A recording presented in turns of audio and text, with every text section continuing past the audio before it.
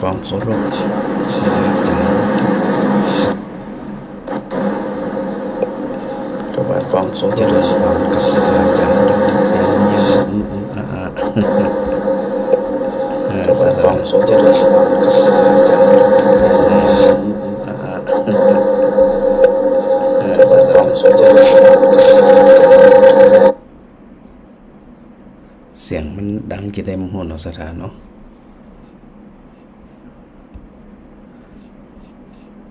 ถ้าอัน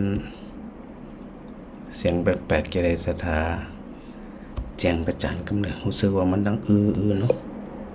หายแล้วยังเสียงแบบน่าจะหายแล้วนะก่อนเจ้าเสี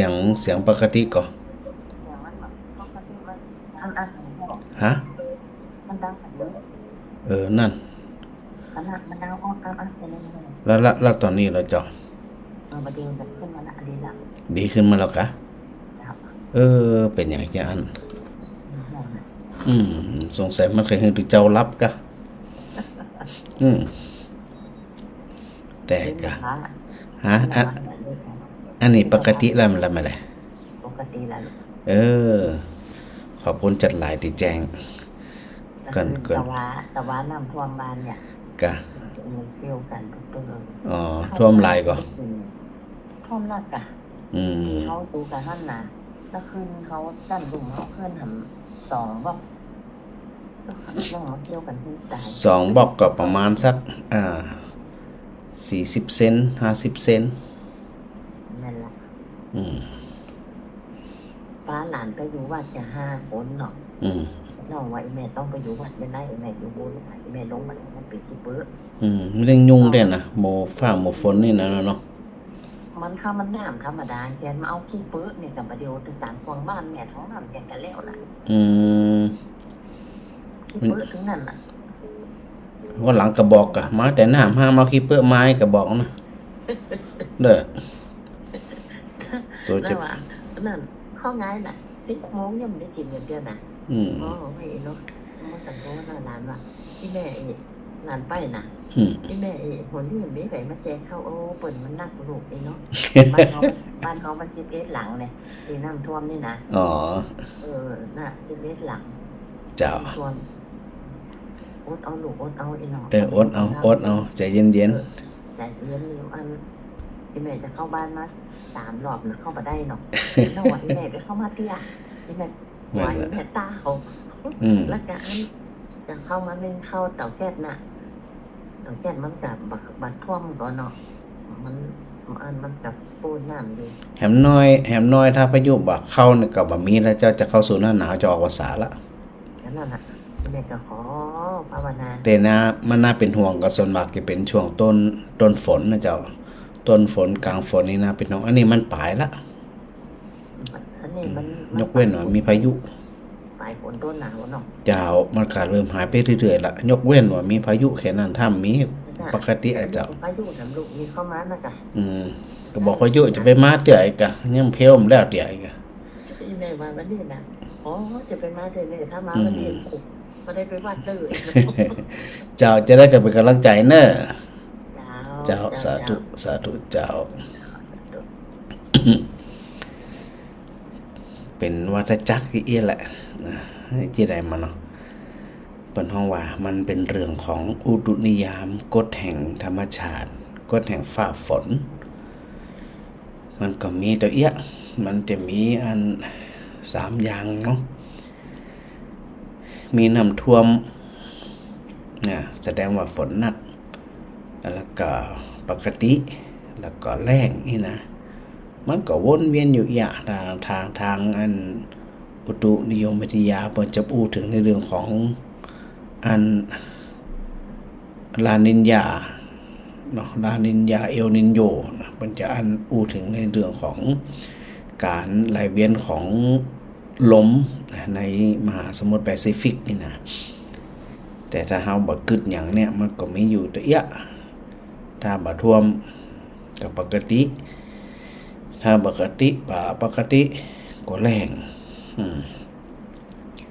ถ้าเป็นทางสุดตรงสองทางเนี่ยมันถึงยากกันนะสถานนะหนักไปมันก็สุดตรงข้างหนึ่งแรงนำไปก็ยูมจะได้หรือคนเฮามีน้ำยูมมีน้ำกินมีน้ำใจบางปีเขาจะประสบเรื่องภัยแล้งนะปวดหัวมากกว่าอันน้ำท่วมนะก็น้ำท่วมก็ยังหวานอ่ะถามว่าอันไหนดีกว่าถึงดีสักอย่างอ่ะถ้ามันเกินไปนั่นนะพระพุทธเจ้าได้ตรัสในเรื่องของทางสุดตรงนะบ่ว่าจะเป็นสุดตรงทางใดก็ตามมันถึงจะดีสักนั้นท่วมลำไปคนเดียวประสบภัยน้ำท่วมเขาก็หันกันอยู่เนาะลำบากอยากเข็นเรื่องกินเรื่องอยู่เรื่องรับเรื่องโอ้ยสปะสปันหึงใจไม่สอยเนาะผมน้องว่าปัจจัย4ในเบื้องต้นที่จำเป็นเนี่ยขาดแคลนทุกอย่างและบางวันซ้ำให้น้ำพัดพาไปอย่างไปบ่เหลือสักอย่างนี่นะอันนี้ผมน้องว่าเป็นสุดตรงแต่มันมานักเกินแล้วก็แฮมมุมหนึ่งที่บอกตะกี้นี่นะแฮมมุมหนึ่งก็คือมันบ่มีน้ำมันแห้งนะพอไปได้กับปัตตะโรยบิดบิวบิววิดบิวบิวต้นไม้ต้นตอกก็ทยอยตายกันน้ำหดกำจิมีหรอมันแรงอันนี้เวลาเรามองมาเปรียบเทียบกับทางสุดตรงที่พระพุทธเจ้าได้ทรงตรัสไว้อัตตกิลมัฏฐานุโยคกับกามสุขันธิกานุโยคสุดตรงสองทางสุดตรงสองทางใดก็แล้วแต่น่ะมันเติมจิตสักอันน่ะไปแตะทรมานตัวเองเกินไปก็เป็นสุดตรงเนี่ยมันจะบรรลุมรรคผลนิพพานยังหรือว่าอยู่สบายเกินไปนอกคลุกคลีอยู่ในกามคุณทั้งห้าจมปลักอยู่เพลิดเพลินอยู่นี่นะสลับทุกสลับทุกเนี่ยสลับอันชอบสลับจังนี่นะมันก็ไปติดอยู่ต่างสุดตรงต่างหนึ่งผมจึงบอกว่าอันถ้าเราเดินมัชฌิมาปฏิปทาคือประพฤติปฏิบัติทางสายกลางหรือมัชเชนธรรมทำที่กลางกลางนะบ่ดึงเกินไปบ่ย้อนเกินไปแล้วบ่ไปติดส่วนใดส่วนหนึ่งอันเนี้ยพระพุทธเจ้าบอกว่าเป็นหนทางที่จะนำหมู่เฮาทั้งหลายเนี่ยไปสู่ความหลุดพ้นได้นะสถานะดังนั้นก็จะต้องปรับตัวเนาะมนุษย์เฮาเนี่ยต้องปรับตัวเพราะว่าเฮาอยู่ภายใต้ธรรมชาติเฮาเป็นส่วนหนึ่งของธรรมชาติเฮาจะเอาชนะธรรมชาติตึ้มจะได้บ่ต้องไปกึดบ่ต้องไปหวังตึ้มจะมีการจะเอาชนะธรรมชาตินี่นะ เพราะว่าเฮาเป็นผู้อาศัยเนาะเฮาเป็นผู้อาศัยธรรมชาติมันจะธรรมชาติอาศัยเฮาเนาะธรรมชาติมันอยู่มากี่ปีแล้วพันปีหมื่นปีแสนปีล้านปีเปิ้นก็หมุนเวียนอยู่อย่างเดี๋ยวเที่ยวเดี๋ยวท่วมเดี๋ยวแล้งเดี๋ยวท่วมก็วนอย่างเงี้ยแต่ช่วงจังหวะที่เฮามาเกิดมาอาศัยผ่านมาพบหนึ่งเนี่ยมันก็เป็นเรื่องของวัฏจักรเนี่ยอันนี้ก็จะต้องปรับเนาะปรับตัวเฮาว่าอันใดที่มันสุ่มเสี่ยงอันใดที่มันนั้นระแวดระวังก็จะอย่าได้ประมาทละสาแล้วก็ทำตรงนี้พระพุทธเจ้าก็ตรัสไว้หลายตีเนาะในเรื่องของมันบุคคลผู้ลับไหลนะกับบุคคลผู้ตื่นอยู่บุคคลผู้ลับไหลเนี่ยคือรับจากรับในตรงนี้คือบ่ตื่นมันก็เวลาเปรียบเทียบเนี่ยนึกถึงอวิชชานึกถึงความมืดบอดนึกถึงอันทะนะความมืดแล้วเวลาเฮาประสบพบเจอในสิ่งที่มันบ่สว่างสวยเนี่ยมันก็มองบ่เห็นหนทางที่จะต้องเดินต่อไปที่จะเดินทะลวงไปที่ไหนที่หนึ่งเนี่ยมันก็บ่ได้ ก็อยู่ที่เฮาว่าเฮาจะปรับตัวเฮาจะได้เนาะแล้วเรื่องของบุคคลผู้ลับไหล คนรอบไหลเนี่ยพุทธเจ้าตรัสเปรียบเทียบว่าเหมือนกับคนนอนรับสนิทนะบ่ฮู้เรื่องบ่ฮู้ราวบ่ระแวดระวังภัยเนี่ยแล้วก็ไปนอนอยู่ขวางทางน้ำหลากมาเนี่ยมีสถานเดียวก็คือถูกน้ำพัดพาตายเพราะอยู่ด้วยความประมาทมนุษย์เฮาเนี่ยถ้าฮู้จักกฎของธรรมชาติที่เฮาว่าอุตุนิยามกฎแห่งฤดูเนาะกฎแห่งธรรมชาติต่างๆเนี่ยเฮาจะต้องปรับตัวแต่ว่าจะปรับตัวจะได้ว่าจะอยู่ได้อยู่รอดไปเป็นวันหนึ่งเดือนหนึ่งปีหนึ่งนี่นะฮ้อนแต่เฮาเนี่ยจะได้หนาวแต่เฮาเนี่ยจะได้น้ำท่วมแต่เนี่ยจะได้นะถ้าเลี่ยงได้ก็เลี่ยงถ้าเลี่ยงบ่ได้ก็หาวิธีป้องกันเอาเนาะถ้าอู้ถึงภูมิภาคพื้นที่ภูมิประเทศนี่นะประเทศไทยของเฮาก็ถือว่าโชคดีตรงที่ว่าบ่ค่อยเจอภัยพิบัติหนักหน่วงเหมือนหลายๆประเทศที่ไปเจอกันน้ำท่วมประจำแผ่นดินไหวประจำเกิดสึนามิประจำภูเขาไฟประจำแต่ว่าบ้านเฮาเนี่ยมันก่อบ่ได้ประจำนี่มีเหมือนเตือความปี9ปี10ปี12ปีกับป้าเหตุเตือหนึ่งนะก็ถือว่าเฮาเนี่ยก็โชคดีอยู่ในระดับหนึ่งเนาะที่บ่ได้เจอภัยพิบัติแบบรุนแรงบ่อยๆแล้วการเปรียบเทียบที่พระพุทธเจ้าได้ทรงตรัสไว้ว่าระหว่างคนผาน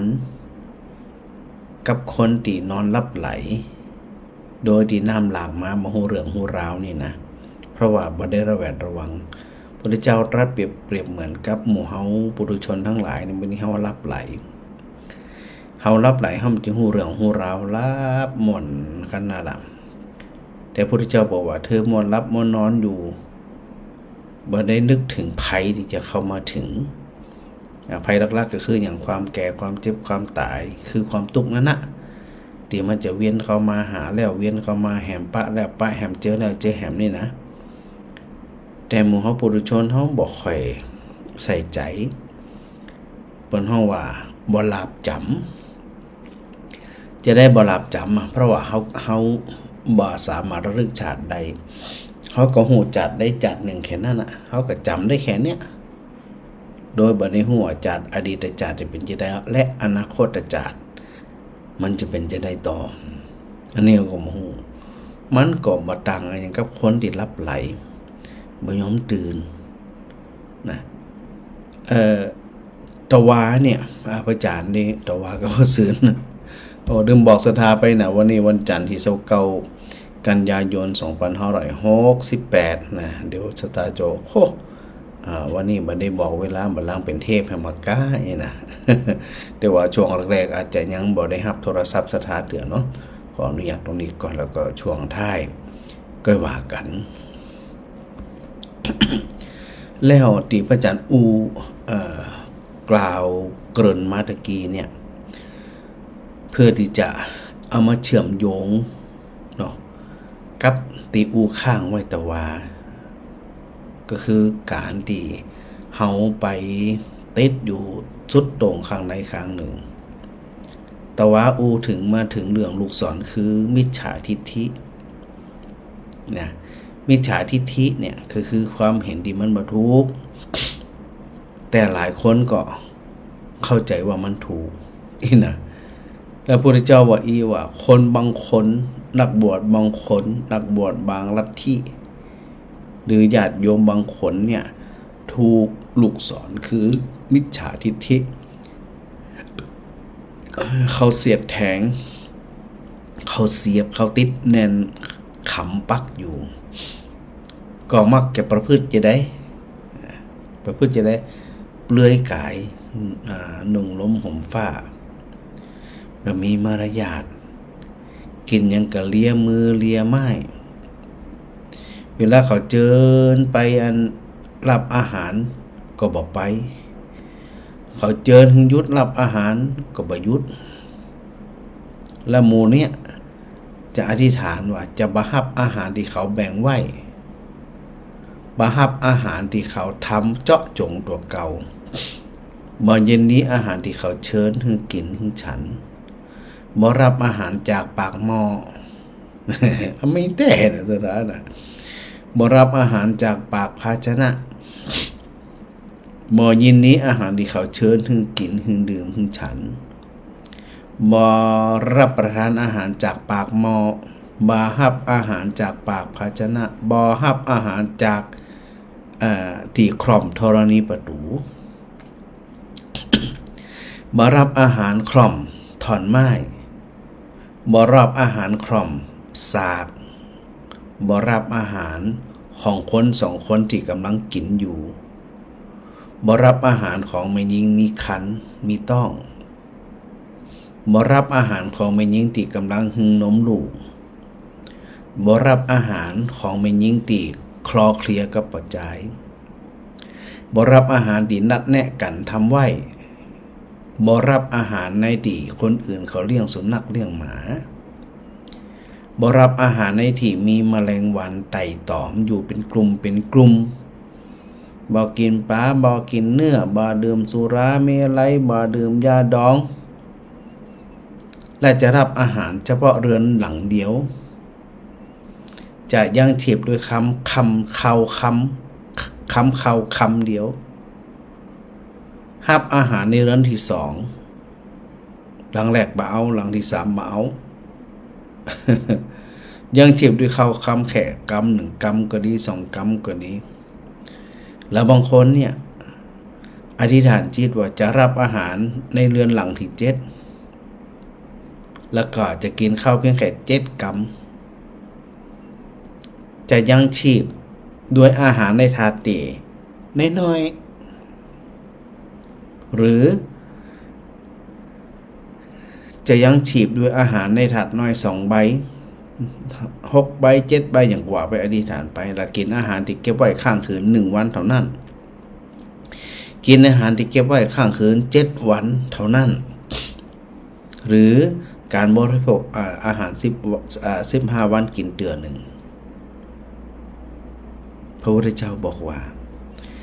ถ้าอธิษฐานแบบนี้มันก็บ่ต่างอะไรอย่างกับสัตว์โลกที่ถูกลูกศรคือมิจฉาทิฏฐิเสียบแทงปักแน่นปักอกปักติดข้างขำอยู่มัวแต่แล่นไปวิ่งพล่านไปหล่นไปหล่นมาล่นลานอยู่ตลอดชีวิตคือสถาใดเกิดจีว่า คนที่เจือประเภทนี้เนี่ยพระเจ้าตรัสว่าเป็นคนที่ถูกลูกศรคือมิจฉาทิฏฐิปักขำอยู่ดังที่สถากับจีหูเนาะว่าพระเจ้าเกิดตัดที่นี่พระเจ้าบ่ตำนี้บ่ได้สรรเสริญคนที่อธิษฐานจิตที่บ่ควรอธิษฐานเพราะอย่างเพราะว่าชีวิตของนักบวชเนี่ยมันขึ้นอยู่กับศรัทธาจะไปตั้งว่าจะรับจะมารับอาหารคนที่มีต้องจะมารับอาหารคนเฒ่าจะมารับอาหารจะอันจีนี่นะมันได้ แล้วบางทีศรัทธาเนี่ยบ่ได้ใส่ใจบ่ได้พิจารณาบ่ก็เข้าใจว่าไผก็ตามที่ประพฤติเคร่งครัดจะได้เคร่งครัดตรงที่ว่า7วันกินข้าวเตื่อ15วันฉันข้าวเตื่อหรือ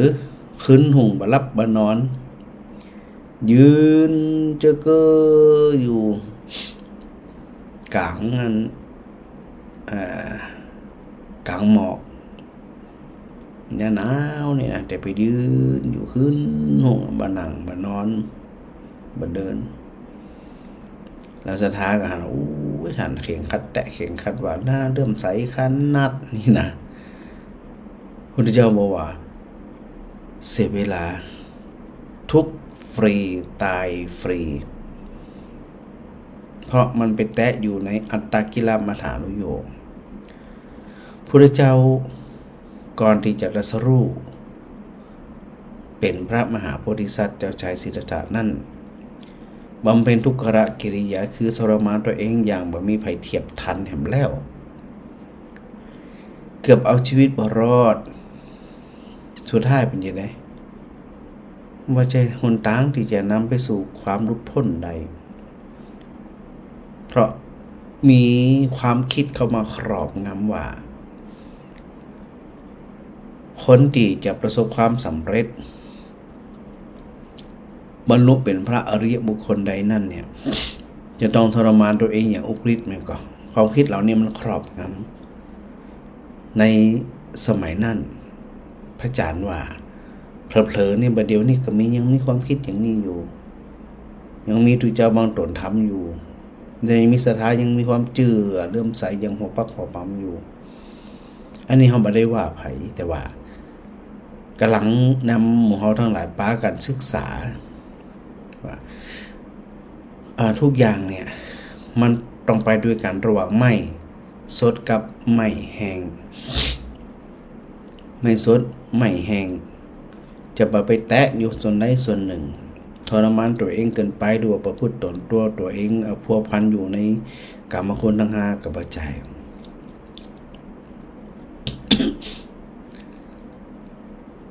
ที่พระเจ้าตรัสที่เพราะพระองค์ได้ประพฤติปฏิบัติมาแล้ว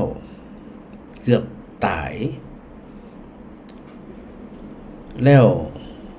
พระองค์ก็ได้นึกถึงอย่างนึกถึงพินดีๆถ้าตั้งพินตั้งสายติดตึงเกินไปเข่งเกินไปดีดโป๊ะขาดโป๊ะเลยดีดทันทีดีดเมื่อใดขาดเมื่อนั้นอันนี้ตึงเกินไปเสียเวลาเปล่าเสียชีวิตเปล่าตุกเปล่าพระองค์จึงบอกอย่าทำเสียเวลาจึงกลับมาเสวยพระกยาหาร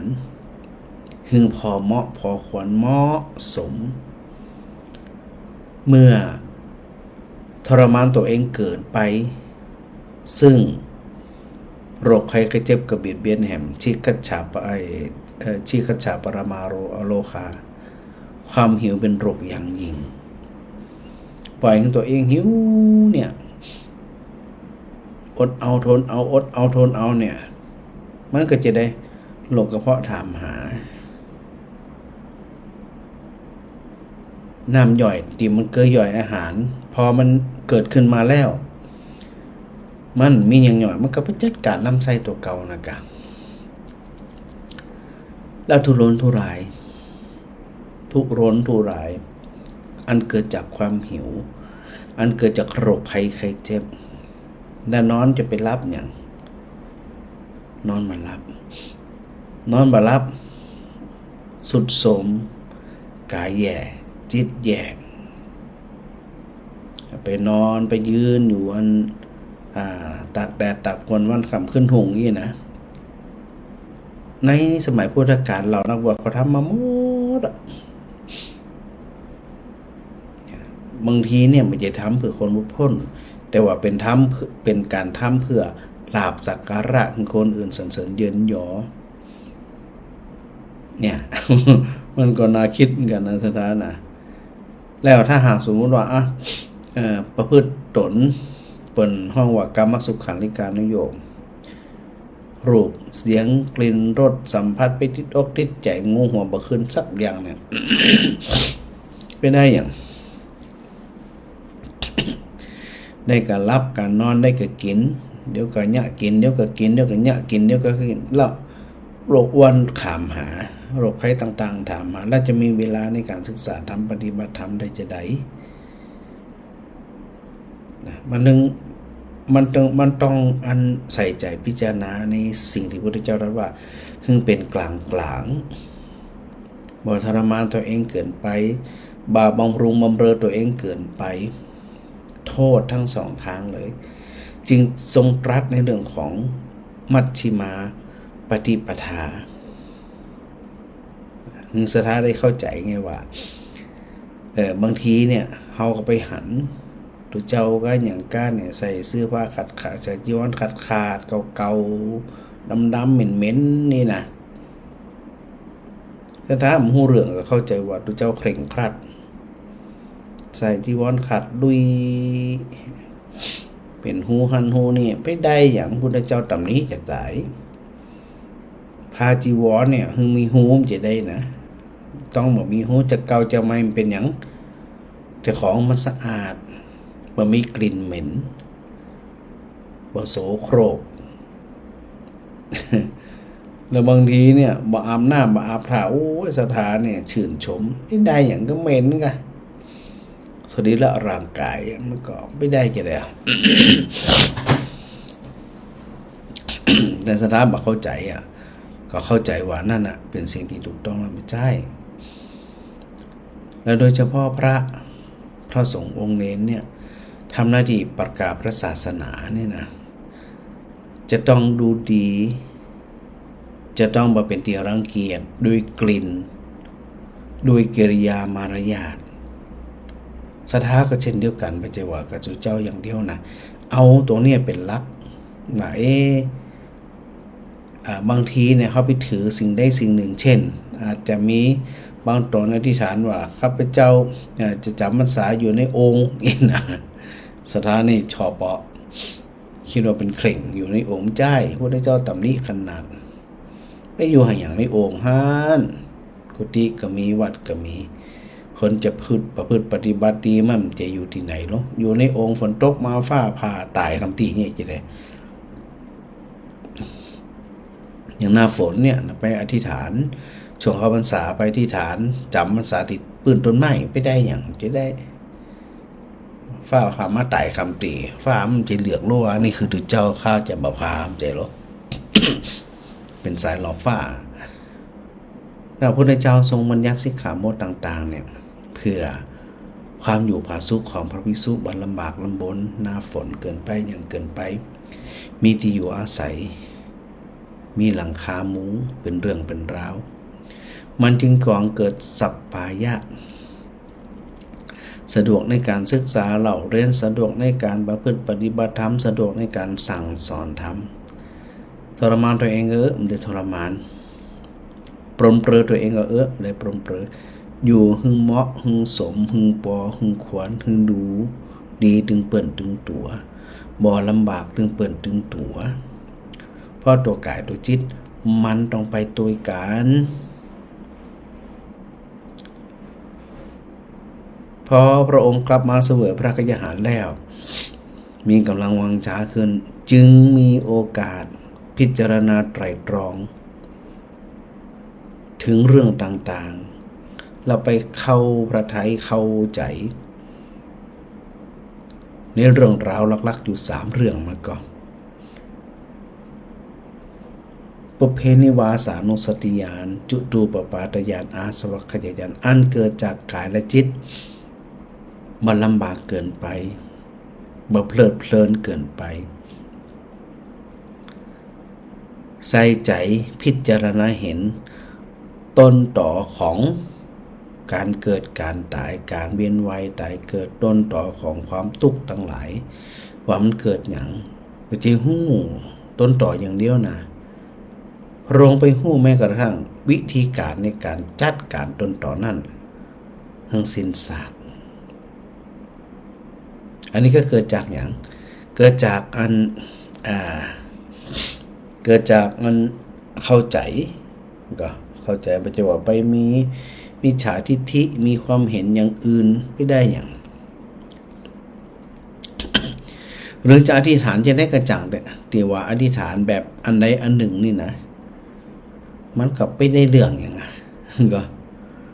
มันได้เรื่องพอมันได้เรื่องแล้วมันสร้างตัวเองให้ลำบากสร้างผู้อื่นให้ลำบากก็ได้นะนั้นเวลาสิ่งทั้งหลายเหล่านี้หรือนักบวชสมัยก่อนเนี่ยนะ เขาก็ตั้งใจว่าข้าเจ้าเนี่ยฉันเนี่ยจะกินลูกเดือยอย่างเดียวเป็นอาหารนะนี่เป็นว่านะกินผักดองอย่างเดียวกินข้าวฟ่างอย่างเดียวถ้าบ่ใจบ่กินนี่นะกินกากข้าวอย่างเดียว กินสาหร่ายอย่างเดียวกินรำก็คือกินแกลบอ่อนเป็นอาหารเท่านั้นหรือบางคนก็ตั้งใจจะกินข้าวตังเป็นอาหารเท่านั้นบางคนอธิษฐานว่าจะกินงาเท่านั้นบางคนอธิษฐานว่าจะกินแต่ยาเท่านั้นบางคนนักบวชบางคนก็ตั้งใจว่าจะกินโคไม้คือขี้งัวเป็นอาหารบางคนตั้งใจจะกินเงาผลไม้หากไม้ที่อยู่ในป่าเป็นอาหารบางคนอธิษฐานจะกินผลไม้เฉพาะที่มันหล่นเท่านั้นแต่จะนุ่งเฉพาะผ้าปานนะที่เอาเอาปานมานุ่งนั่นนะบางคนก็อธิษฐานว่าจะนุ่งห่มเฉพาะผ้าห่อศพเท่านั้นบางคนอธิษฐานว่าจะนุ่งห่มผ้าบางสุกุลเท่านั้นบางคนอธิษฐานจะนุ่งห่มผ้าเปลือกไม้จะนุ่งห่มหนังเสือจะนุ่งห่มผ้าคากร้อง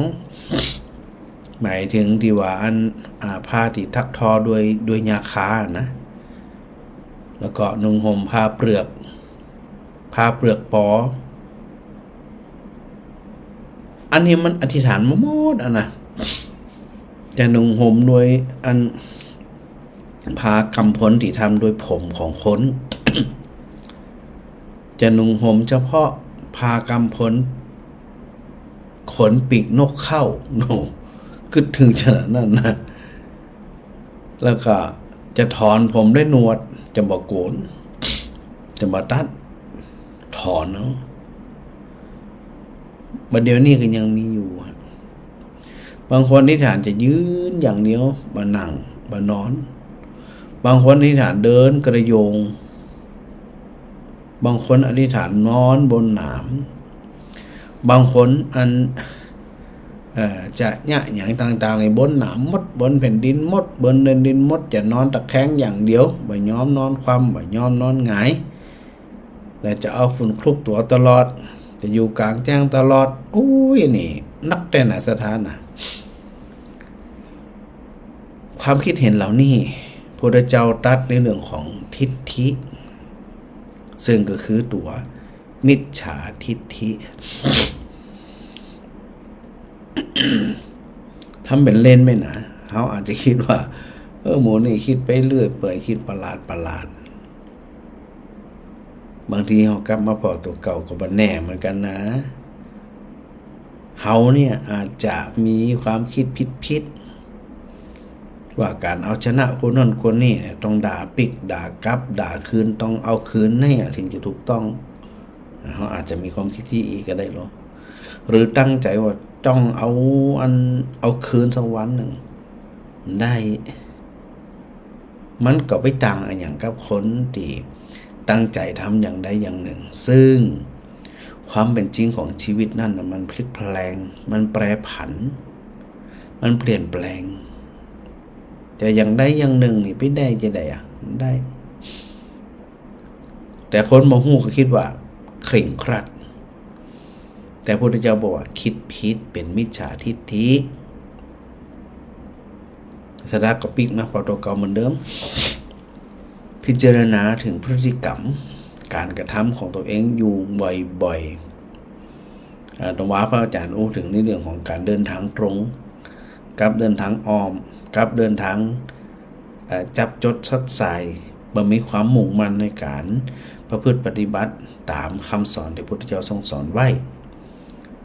ซัดใส่ไปหันไปนี่ไปสำนักหันสำนักนี่ไปหาอาจารย์โน่นอาจารย์นี่ไปให้ตายจะได้กำใจปน เพราะมันอยู่ที่เฮาไงซะท่ามันอยู่ที่ตัวเฮาตัวเดียวมันไม่จะอยู่ที่หันที่นี่สักอย่างเลยที่ได้เปรียบเหมือนหมาขี้เรื่อนไม่รักษาจะได้ทำรักษาตัวเก่าจะไปนอนที่ไหนก็จังต้องนอนห้องแอร์ก็เอาบ่อยู่โดดลงน้ำก็เอาบ่อยู่จะโดดเข้าของไฟก็อยู่ไฟไหม้ไฟลวกไฟล้นแบบนี้เจ็บกว่าเก่าลำบากกว่าเก่าและหลายคน กระทำตัวประเภทที่ว่าจับจดสัดใส่บ่ามันคงในคำสอนบนห้องอจละศรัทธามีศรัทธาที่ไม่หวั่นไหวซึ่งบุคคลที่จะมีศรัทธาบ่หวั่นไหวได้ก็ต้องเป็นพระโสดาบันขึ้นไปแต่ไม่ได้หมายถึงว่าเฮานี่จะสัดสายไปกูสิ่งกูอย่างเนี่ยบ่ได้แล้วเฮาบ่มุ่งมั่นในการเดินทางตรงที่ได้พระอาจารย์ได้เปรียบเทียบว่าการพายเรือหรือการว่ายน้ำข้ามมหาสมุทรเนี่ยนะเมื่อหลงเพลิดเพลินท่านเราเธอนี่ตายแห่งก่อนไปถึงสักกรรม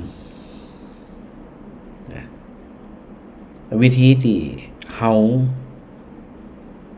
จะต้องประพฤติปฏิบัติอาศัยใจพิจารณาก็ต้องมานึกถึงตัวเก่าดีๆนึกตัวเก่ามากไปเข้าใจการเปลี่ยนแปลงว่าทุกสิ่งทุกอย่างนั่นน่ะมันเปลี่ยนแปลงมันมาอยู่ที่เก่ามันผันแปรไปตามอย่างเหตุปัจจัยมันจะผันแปรไปตามนั้นจริงๆเรื่องนี้เนี่ยนะเปิ่นได้อธิบายค่อนข้างที่จะยาวนะสถานะยาวอันนี้ก็รวบรัดสถาได้มาพิจารณาว่าความเป็นพุทธศาสนิกชนความเป็นชาวพุทธเนี่ยเขาต้องมีหน้าที่อย่างเขาก็มีหน้าที่อย่างถอนแค่นั้นอ่ะมันกับลูกศรมันปักอยู่สถาบัดถอนมาผ่าตัดออกไปอันนั้นออกแล้วมัน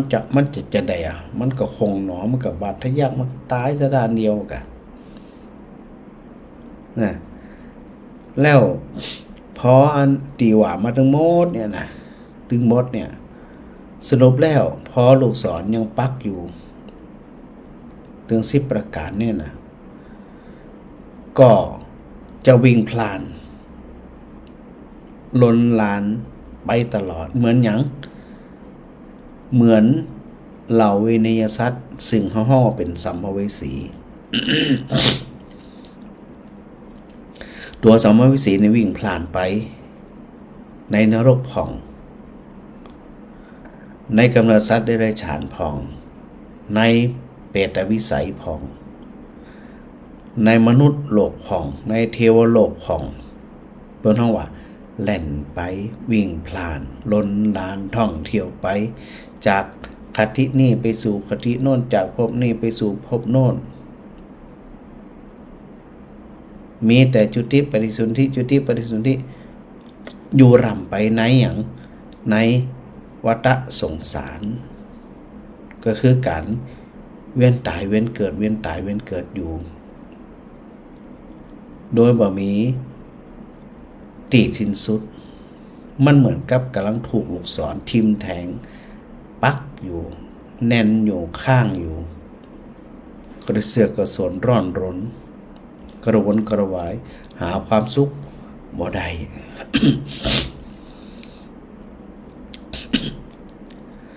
แล้วเปิ้นก็อธิบายต่อว่าลูกศรนะเพราะจะได้คนบางคนพออันเข้าใจหู้แล้วว่าเราเนี่ยที่ว่ามาทั้งหมดเนี่ยมันเป็นลูกศรทิ่มแทงอยู่หน้าที่คืออย่างคือจัดการถอนลูกศรนั่นบ่ต้องหล่นไปหาต้นต่อของลูกศรเพราะขณะนี้มันปักอยู่นะมันปักอยู่วิธีการของนั้นก็คือต้องถอนออกจักออกดึงออกชุดออกกระชากออกเพื่อบรรเทาความเจ็บปวดเหล่านั้นเพื่อละสิ่งทั้งหลายเหล่านั้นไปถึงมีอย่างพ่องที่อู้ไว้ลูกศรที่ว่าคืออย่างราคะโลภะโทสะโมหะมานะทิฏฐิโสกะและวิจิกิจฉากี่ข้อ 1. ราคะ 2. โทสะ 3. โมหะ 4. มานะ 5. ทิฏฐิ 6. โสกะ 7. ความสงสัยมี7อย่างนะสถานะ ลูกศร7อย่างพอมันปักแล้วมันวิ่งล้นลานไปวิ่งผ่านไปความพบนั่นพบนี่โดยบ่าพยายามดึงออกมีอยู่อย่างเดียวนะน่าจะได้จิตของลูกศรนั้นเอาออกจากที่มันปักตัวเฮาไว้เพื่อจะถอนสิ่งทั้งหลายเหล่านี้ออกถ้าตราบใดที่มันปักอยู่เฮามาไปแล่นหานะไปแล่นหาหนึ่งก็ตีม้าเช่นไผบางคนยิงเฮาแล้วมันปลอมจื่อหยังลูกมันจื่อหยังหน้าตาเป็นจังได๋การศึกษามันเป็นจังได๋ลูกไผหลานไผมันมาที่ไหนมาจังได๋มาจากทิศเหนือทิศใต้แล้วลูกศรที่มันยิงมาเนี่ยมีพิษกับมีพิษมันอาจจะพิษก็มันทำด้วยหยังหัวมันทำด้วยหยังด้วยเล็กด้วยตองด้วยจืนด้วยหยังนี่นะพุทธโยนเสียเวลา ถ้าเธอมัวเป็นแหล่นหาเสาะหาอย่างเงี้ยแต่ลูกศรยังปักอยู่ตัวเธอนะถ้าเธอยังมาหีบหาวิธีการถอดถอนจักออกดึงออกผ่าตัดออกเนี่ยเธอก็จะตายก่อนที่จะไปได้คำตอบว่าคนที่ยิงมามันจื่อหยังนามสกุลหยังอายุต่อใดผิวพรรณต่อใดหน้าตาจะได้รูปร่างจะได้ลูกไผหลานไผสามีไผภรรยาไผโคตรเหงาสักกะลาดคือไผตายสถาตายวิธีก็คือจีอู้ตะกี้ว่าพุทธเจ้าตรัสว่าขณะนี้เนี่ยเธอมีทุกข์อยู่ถอนทุกข์ออกจากใจเหี่ยทุกข์ที่อู้ถึงคืออย่างก็คือตัวลูกศรที่มันทิ่มแทงอยู่ว่ามันเกิดจากอย่างและสิ่งแต่ละอย่างเนี่ยเขาจะไปกึดว่ามันบ่สามารถที่จะจัดการได้ถ้าเราไปศึกษาธรรมศึกษาประวัติของพระอริยบุคคลหลายๆรูปหลายๆท่านเนี่ยเขาก็เริ่มเข้าใจแล้วเปิ้นก็อาศัยความภาคเพียรพยายามทำเต็มที่เต็มกำลังของเปิ้นทำแตะไม่ใช่ทำเล่นๆไม่ใช่ทำแบบเลาะและฝึกฝนตั้งใจว่าตราบใดก็ตามที่เฮายังละเหเร่ร่อนเป็นสัมภเวสีแสวงหาที่เกิดอยู่นั่นเนี่ยเฮามักจะไปเพลิดเพลินยินดีกับสิ่งที่มันบ่ใจสาระไปเพลิดเพลินยินดีไปสนุกสนานตีบ่ยะฮือจิตมันหลุดพ้นจากความทุกข์ใดมีวิธีเดียวก็คือเนี่ยจะได้จะถอนลูกศรมีวิธีเดียวก็คือเนี่ยจะได้จะฮือทุกข์มันจางไปคลายไปหายไปในที่สุดอย่างเดียวเท่านั้นมันจะมีทางอื่นนะ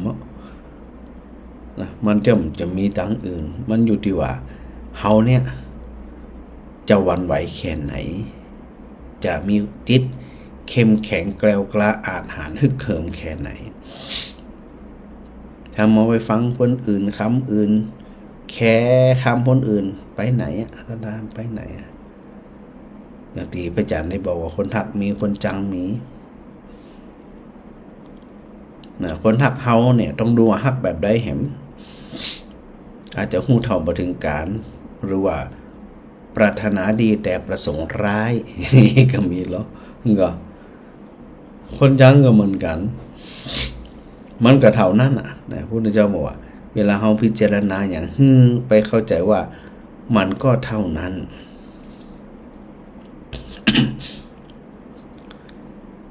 ที่เฮาเคยได้ยินก็เห็นแต่สักแต่ว่าเห็นได้ยินสักแต่ว่าได้ยิน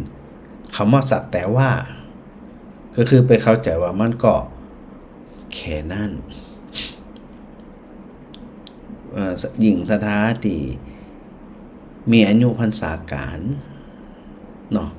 เกิดมาเมินผ่านร้อนผ่านหนาวชีวิตประสบความล้มเหลวประสบความสำเร็จมามากมายไกลกองเนี่ยหลายเรื่องสถาพออายุป่านนี้แล้วสถาจะมองบางเรื่องบางคนพฤติกรรมบางคนคำบางคนเฉยๆเลยเพราะมันผ่านมานัก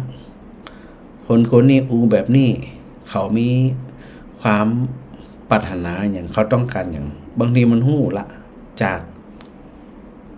ชีวิตที่เขาผ่านสิ่งทั้งหลายเหล่านี้มาแต่หลายคนถ้าเพลิดเพลินเนี่ยก็อย่างที่ว่าแล้วนะแกก็แล้วเท่าก็แล้วขี้โคตรเหมือนเดิมขี้มืดเหมือนเดิมขี้เสียใจขี้น้อยใจขี้ด่าขี้อิจฉาขี้นินทาเหมือนเดิมอันนี้ผลบัจเจห้องว่าเป็นคนที่มีประสบการณ์ผ่านร้อนผ่านหนาวแบบมีประสบการณ์ในเชิงพัฒนาตัวเก่าได้ผ่านมาหมดมันก็สถานก็ที่พระอาจารย์ได้เคยบอกสถาว่าพระอาจารย์เนี่ยเดินทางพาหลายประเทศและพฤติกรรมของคนปุถุชนเนี่ยมันบัดต่างอย่างกันเลยว่าคนไทยคนจีนคนอินเดียคนแขกคนมาเลย์คนสิงคโปร์คนฝรั่งยุโรปฝรั่งอเมริกาฝรั่งอังกฤษพม่าเขมรลาวไทยต่างกันเลยปุถุชนนี่นะพอเราเห็นที่เนี่ยมันบ่แปลกละว่าคนนี้มีพฤติกรรมที่นี่ชอบมีนิสัยแบบนี้ชอบสร้างเรื่องแบบนี้ชอบยกตัวเองข่มคนอื่นแบบนี้พฤติกรรมแบบนี้นะถ้าเราว่าเราพัฒนาใจตัวเรานี่มีความรักนั้นเขาจะมองคนเรานี่เฉยๆและจะบ่มีโอกาสไปเปลี่ยนแปลงภายใดเนาะอันนี้อู้กันมันแล้วนะว่าอย่าไปริเปลี่ยนแปลงพฤติกรรมนิสัยจริตวาสนาหรือว่าสันดานของคนอื่นแม้แต่ตัวเราเองที่เราสะสมมาเมื่อเนี่ยเรายังเปลี่ยนตัวเราไม่ได้ไม่ว่าจะเป็นวาสนาไม่ว่าจะเป็นสันดานตัวเราคนอื่นเช่นเดียวกันตราบใดที่ยังเป็นปุถุชนเพราะบ่ได้ต้องการพัฒนาตัวเองเพื่อนำไปสู่ความเข้าใจในการพ้นทุกข์เลยคือสถาพิจารณากึจิยะแล้วก็เวลาเราอยู่กับคนน้อยก็ตามมากก็ตามจะได้ก็ตามเนี่ยเฉยๆถ้าบ่เอ็นดูบ่ฮักบ่ชอบก็เฉยๆอย่าได้เกลียดอย่าได้จังอย่าได้สร้างศัตรู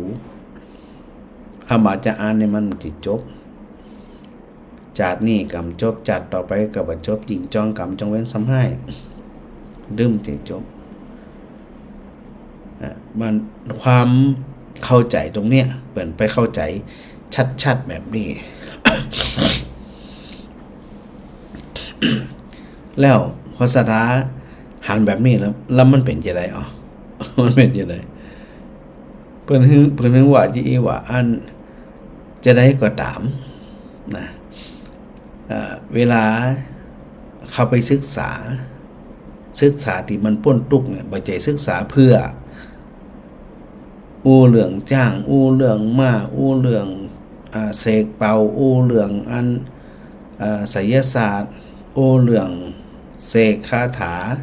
อู้เรื่องอันหยังเรื่องเวทมนต์เรื่องดำเรื่องหมอผีนี่นะพุทธเจ้าบอกไร้สาระ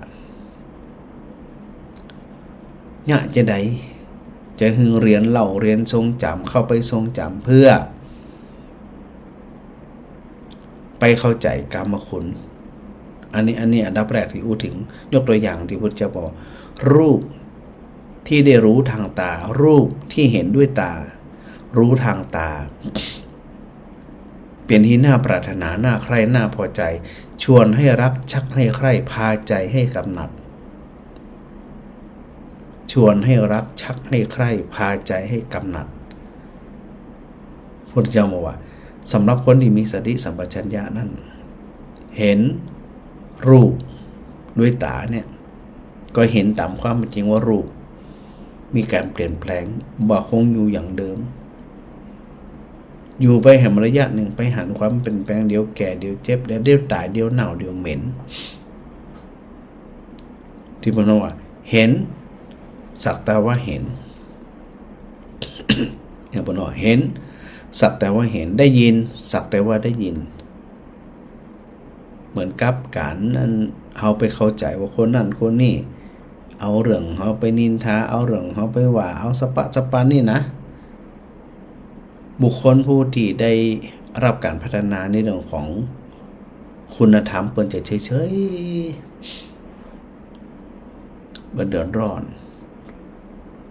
แล้วก็หาโอกาสแก้ไขหาโอกาสพูดคุยหาโอกาสทำความเข้าใจเปิ้นก็บ่จะหมายถึงว่าปล่อยปละแล้วแต่คณะที่ทุกข์ที่มันกระทบที่ใจฮึงไปวางก่อนที่ใจทันทีฮึงไปรักษาที่ใจก่อนอันนี้เพราะมันทุกข์ที่ใจมันจังที่ใจมันเกลียดที่ใจมันอาฆาตที่ใจพอมันคืนจากใจจัดการทั้งใจเท่านั้นมาหาคนอื่นจัดการหาวิธีอื่นจัดการให้มันจะได้กึ่งจึงพยายามพร่ำเพื่อที่จะให้เราได้เข้าใจตามที่พระพุทธองค์ทรงค้นพบให้ว่าต้นต่อมันอยู่กับสิ่งทั้งหลายเหล่านี้เนาะศรัทธาเนาะเนี่ยพระอาจารย์จึงนำพาคือศรัทธาทั้งหลายเนี่ยได้มาเข้าใจนะเรื่องทั้งหลายเหล่านี้อาจจะจบมันได้หมดก็ว่ากันไปเฮาจะจบเฮาอยู่กันมากี่ปีละจำบ่ได้แล้วนะศรัทธานะ4 ปีก็ว่า3 ปีก็5 ปีพระอาจารย์ก็จำบ่ได้แล้วนะบ่ต้องไปห่วงผมแล้วจะจบพระอาจารย์จบสักเรื่องจบชีวิตเฮาจบง่ายๆศรัทธานะวนเวียนอยู่อย่างเงี้ยเนาะเดี๋ยวจะหาว่าบ่ได้ทักทายศรัทธานะท่าน ประธานสภาเทศบาลเมืองพิชัยนะท่านกิ่งแก้วแสงรุ่งนี่คนแรกเลยนะทักทายมานะรับในยามโหนี่จะว่าพิมพ์ละแล้วก็รับละตุเจ้าเนอะ แม่จำรัตแม่จันจรัตน์นะทักทายประจันมาสาธุโดยแม่บัวตองอินสุวรรณนะฟังอยู่เนอะนะชัดเจนดีสาธุโดยปีศาจปีบัวคำพิชัยวงศ์ทักทายมาแม่อัญชันวงศ์จังเงินด้วยเนอะแม่จันเป้งปัญญาหักษากับสาธุพระจารย์แล้วก็แม่บุญยืนจันสุริยะนี่ปกติจะพาลูกบ่าวกับหลานบ่าวมานะแสดงว่าลูกบ่าวบ่ค่อยว่างปกติว่างๆปุ๊บมันจะมามาจามาสนทนาธรรมกับพระจารย์นะ กับลูกบ่าวตัวเอาสะดวกนะที่นี่ไม่ได้หมายถึงว่าเข้าใจมาแอลหาเนิ่มใจนะเอาสะดวกนะพระจารย์นี่ถือว่าเอาเลิกสะดวกเป็นเกณฑ์สะดวกกรรมมาบ่สะดวกกรรมเป็นยังฟังธรรมกันตึงวันอยู่แล้วเนาะสะดวกก็ไปของแม่สมจิตนะชัดเจนดีนะจากหลังดอกบัวสีม่วงงามมันอีกข้างอยู่เหมือนน้อยนะ ยังไม่ได้เอาภาพที่มาประกอบได้อธิบายเตือนเนาะแล้วก็แม่ชุติการรอดพยัญชนะตัวเนอปอยงยุทธมณีวันแม่ทัดดาวชัยป้อมแม่พิสมัยศรีเทพธรรมรงค์โยมป้าต้อยจะคงเห็นนะโยมคำสุขโยธินโยมป้าต้อยบอกว่าสาธุพระจันทร์มานะโยมสังวานจันแกนโยมสังวานอยู่ตรงใดหะโยมสังวานจันแกนพิมพ์เพิ่มมาด้วยเนอจะได้หูแม่บัวทองท่าแก้วนะวันพรุ่งนี้แม่ยังบ่ได้ไปวัดเตือนเนอยังไออยู่ เป็นอย่างพักก่อนแม่ฟังธรรมถึงวันของรักษาสุขภาพกายสุขภาพจิตเข้มแข็งอีกอย่างหนึ่งนะกายก็รักษากันไปตามอาการพักผ่อนผ่องหยังผ่องที่แม่เคยบอกพระอาจารย์นะแม่เงาแม่บัวทองนี่นะพระอาจารย์พักผ่อนแม่สมสอนไม่ได้พอนี่แม่สมสอนนั้นไข่ปกติอะไรย่ำหูปกติเป็นจะพิมพ์มาทักทายอยู่นะอาหารพิมพ์พักทายมาหลายมื้อหลายวันแล้วเนอะแม่สมสอนถ้าบาสะดวกกลับไปมาเตื่ออยู่วัดอยู่บ้านก็ได้สวดมนต์ไหว้พระทำใจสบายนะแกล้วกลาอาถรรพ์ทั้งเหิมอยู่ที่บ้านก็ได้ ฟังพระอาจารย์ไปโดยห่อขนมไปโดยแม่มันผูกมันพระเนอะ ผูกวันพระ8 คำเนาะแม่มาลีขนมไทยสาธุพระอาจารย์มาแม่อรเพ็ญใจแก้วนะแม่เพ็ญกาฟังแม่โอไรกันกองนี่ทักทายพระอาจารย์มาล่ะแม่สุนันทากาดีนมัสการพระอาจารย์เจ้าสาธุนะก็เอียนะสถานนะครับก็ถือโอกาสได้ได้จากกันสถาสีหมดเก้าแม่บันเย็นว้าวนมัสการเจ้า เจนนี้นะท่านทายนี้เนาะอย่างชัดเจนนี้นะนี่ ชัดเจนดีแล้วเป็นอย่างเหมือนเจม่วนเนี่ยพระอาจารย์วัดตะวันไหนไปเป็นอย่างหู้มันบ่ม่วนยังเป็นติ๊ก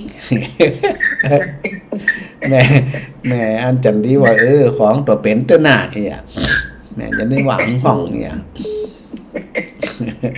อย่างชัดเจนนี้เหมือนเดิมนะพระอาจารย์เจ้า เจ้า เจ้าเจ้าง านหนักเหมือนเดิมแม่ก็สบายดีนะแม่บานเย็นนะ เจ้าแม่สบายดีเจ้าแม่ฟังทุกวันเลยเนอะ เจ้าจื่นใจ บ้าเป็นเพชรบ้าเป็นหยังแม่ฟังหมดอ่ะ ได้เดี๋ยวว่าชั่วโมงที่สองก็ฟังเทปต่อ เจ้า พระอาจารย์ก็ทำงานต่อ แม่ฟังจนจบพระอาจารย์ไปไหนจะได้ยินไปเทปนี่เทปที่เก่าอีกนะ ว่าเทศว่าอย่างนี้แม่ฟังหมดนะเจ้า เจ้าฟังไปไต่ตรองไปเนาะพิจารณาไปนะแม่เนอะ เจ้า เจ้าบนรักษาแม่บรรเย็นสีหมดเกลา เจ้า สาธุเจ้า เจ้า ฮะแม่อ้อย เจ้าขนมัสการเจ้า สาธุเจ้าสาธุเจ้าก ำลังงานแก่งทั้งเลยนี่ กะแกงฮังเลเลย เจ้า วันผูวันพระเนาะ เจ้า ทำอาหารไปวัดดีละไปอยู่วัดอยู่วัดสถาไปหลายกับบันมอว่าสถานหนักนะ ไหน ที่ไปวัด พวกนักกะ เต็มมีหารแพทย์แล้วก็ เต็มไหมหาเนาะ สถานหลายเมื่อ เงิ ท่าน น นะ แน่นคือเงินแน่นหมดอ่ะ เอ่อบ้านตาเดือกอะ200 ป่ายสถานไปมาแต่แรกก็ประมาณ30 เอาของไปขายในวัดนี่ อ๋อเจ้านี่ละจะได้กรรมโม ไป ท แล้ว นา งานแก่งทั้งเลยก็ขาย อ๋อ ขายดีก็ได้ เจ้าดีละก็ได้ก็รักษาสุขภาพด้วยเนอะ เจ้า สาธุเจ้าสาธุเจ้า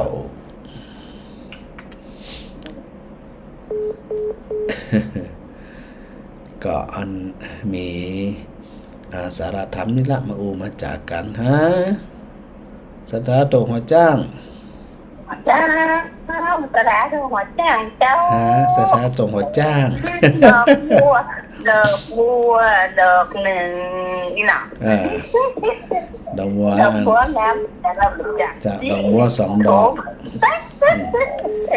ในการดูนะว่าอาจารย์ เจ้าเดี๋ยวพระอาจารย์จะปรับฉากหลังอันให้หันแต่ดอกบัว ดอกบุญทริกนะตัวลุงดมบนทำ ยัง ไว้ ไม้แอลมันหมดสถิตของอ๋อ อุ้ยเอาเวลาไหนไปแหม่ดึงวันนี่นะตายแต่ดินอย่าเพราะมันได้ดึงวันนี่ คนไปกันหม่อนจะตายทั้งหมดสั่งโคพระอาจารย์ ทรง หุยจะตั้งกันคนนั้นจนคนไหนจริงอะไร ดี ว่า ละ เรากำนี้เนาะ จะได้กะเอาบุญฝากด้วยเนอะ ยิ่งอร่อยก็เอ็กซ์เคยกันเนาะก็ตั้งบ้านทั้งหมดสั่งคอยเนาะจนคนนี้แล้วก็ปนป่วยน่าจะได้ไงเดี๋ยวปนเจ็ดเดี๋ยวเขากันเนี่ย เป็นอย่างนั้นจะได้กะอันโมทนาเจ้าโมทนาบุญด้วยเนอะแม่ มันเป็นที่ไขขู่นะพระอาจารย์เนาะ อ๋อต้องระวังวันนี้จะได้กับแล้วที่วันนี้พระอาจารย์ก็ฉีดเนี่ยฉีดแมลงนี่ยังแล้วเดี๋ยวเลยคือใครคุมมันหมื่นระวังหน่อย แม่ลูกได้แม่กับพ่อต่อกัน ใจมันหนุ่มดีละสาธุด้วยนะแม่เนอะ ว้านจะได้เนื้อว่าเดี๋ยวรอในคำพันว่าได้เดี๋ยวรอของ